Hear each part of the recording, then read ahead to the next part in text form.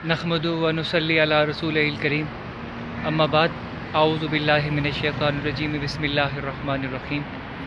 अज़ीज़ दोस्तों और तमाम देखने और सुनने वालों, आज मैं मेट्रोपॉलिटन कॉरपोरेशन के जो मेयर हैं इस्लामाबाद के,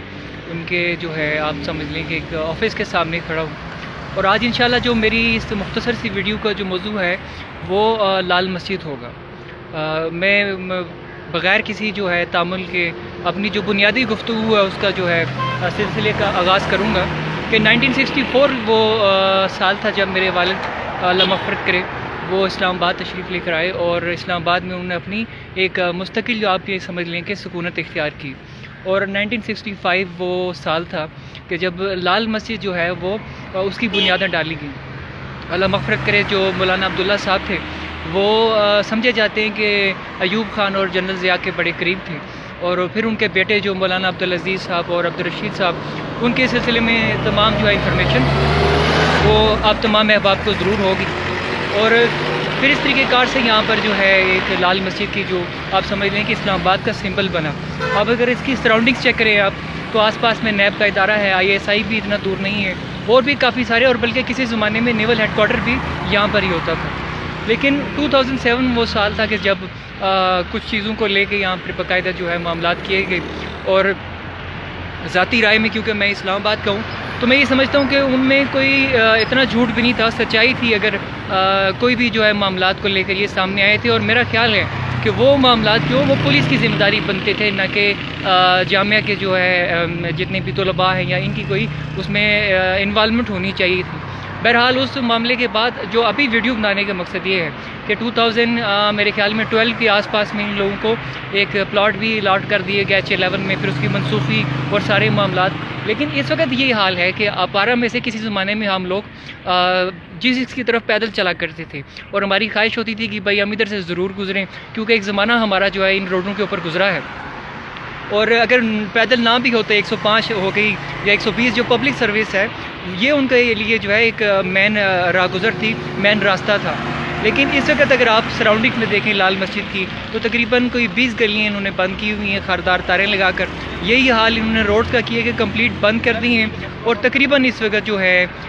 25 से 30 एहलकारान जो हैं इस्लामाबाद पुलिस के, उनकी बाकायदा परमानेंट ड्यूटीज़ लगी हुई हैं इस जगह पर। तो मेरा सवाल जो है अरबाब इख्तियार से ये है, अरबाब इक़्तिदार से ये है, मेयर साहब से ये है कि अगर तो आपको अभी भी इन लोगों से कोई थ्रेट है तो आप उस थ्रेट को ख़त्म क्यों नहीं कर देते? यानी इसमें आवाम का क्या कसूर है कि आप जो है रोडें बंद करके उनको एक नया आपने जो, अब जहाँ पर मैं ये खड़ा हूँ ये बुनियादी तौर पर 120 का रूट नहीं बनता है, लेकिन वो यहाँ से घूम के गाड़ियाँ लेकर जाते हैं, तो वो गलियाँ आपने क्यों बंद की हुई हैं? और ये लाल मस्जिद को आपने क्यों एक किस्म का जो है एक इस्लामाबाद कैपिटल में आपने एक ऐसी जो है एक लोगों को प्रोजेक्शन दी हुई जैसे यहाँ पर कोई बहुत बड़ा कोई वाक़या रूनमा होने जा रहा है। अगर तो आपको थ्रेट हैं और वहाँ पर कुछ मामलात तो आपको समझते हैं कि भाई वो ऐसे नहीं होने चाहिए, तो उनके लिए फिर आप कोई मामलात करें, कोई करार वाकई जिसे कहते हैं कि एक इकदाम उठाएं। लेकिन इस तरीके कार से कोई 5-6 महीने हो गए आपने रोडें बंद की हुई हैं और उसकी कोई रीज़न भी नहीं समझ आती है।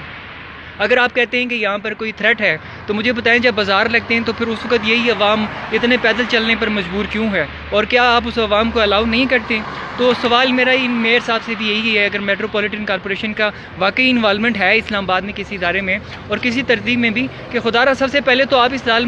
मस्जिद वाले वाक़े को ख़त्म करें। अब मौलाना जो गाजी अब्दुल रशीद साहब हैं,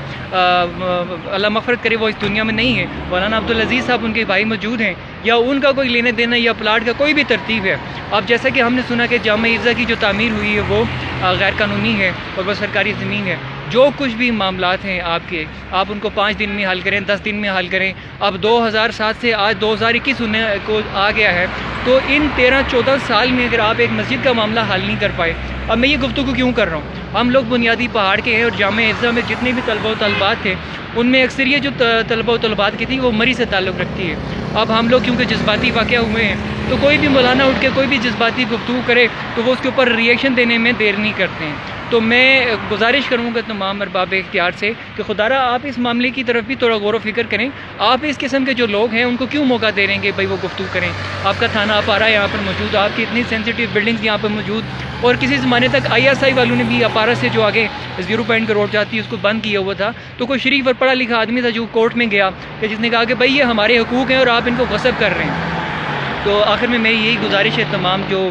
دیکھنے اور سننے والوں کو کہ اگر آپ G6 سے ان کا آپ کا تعلق ہے تو آپ بھی کم از کم خدا را اپنی آواز کو بلند کیا کریں، ان کو کہا کریں کہ یہ روڈیں آپ کے والد صاحب کو جاگیر میں نہیں لے کر آئے تھے، تو اگر آپ ان کو بند کرنے کا اختیار رکھتے ہیں تو آپ ہمیں اس چیز کا جواب دے بھی ہیں کہ بھئی آپ ہمیں بتائیں پراپر طریقہ کار سے کہ آپ نے اتنے عرصے سے یہ روڈز کیوں بند کی ہیں۔ اللہ پاک ہمیں شعور اور آگہی عطا کرے اور اللہ پاک ہمیں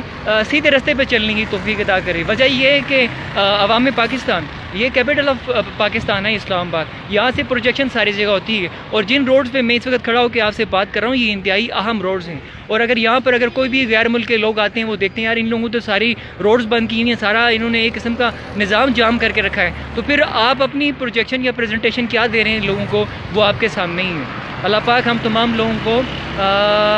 عقل و شعور عطا کرے، اور جو ہمارے حقوق ہیں ان کی جو جانکاری کے لیے بھی کوئی تعلیم اس قسم کی ہمارے اساتذہ ہمیں فراہم کریں۔